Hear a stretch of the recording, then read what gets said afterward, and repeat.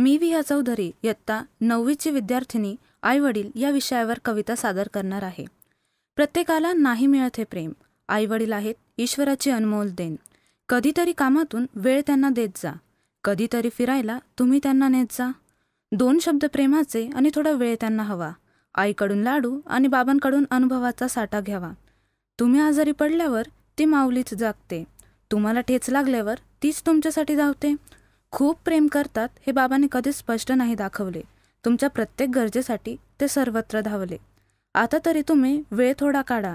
अगदी भाकरीसुद्धा चालेल, पण आईवडिलांना प्रेमाने वाढा. माझी विनंती आहे तुम्हाला, त्यांना थोडा आधार द्या. परत एकदा तुम्ही त्यांचा हात हातात घ्या. मी आदित्य उबाळे लहानपणीचे मन या विषयावरती कविता सादर करत आहे. लहानपणीचे मन म्हणजे उलट्या सुलट्या विचारांचा मेळ सारा. त्या विचारांना मग मिळतो कार्टूनच्या फोडणीचा मारा. थोडासा भिजलो तर सर्दी होते, मग ती मासोळी तर रोज पाण्यातच राहते. शक्तिमान बनून उडत उडत मंगळावर पोहोचेल. एलियनसोबत सेल्फी घेऊन मैत्री मी करेल.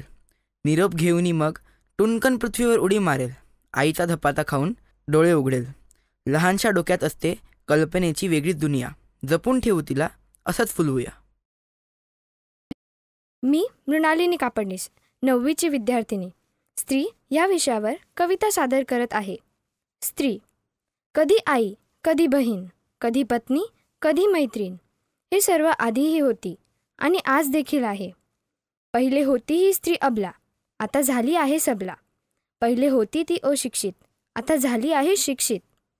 आपल्या भारत मातेने दिला जन्म महान स्त्रियांना, ज्यांनी घडवले हे जग आणि दिली मुक्ती सर्व बायकांना.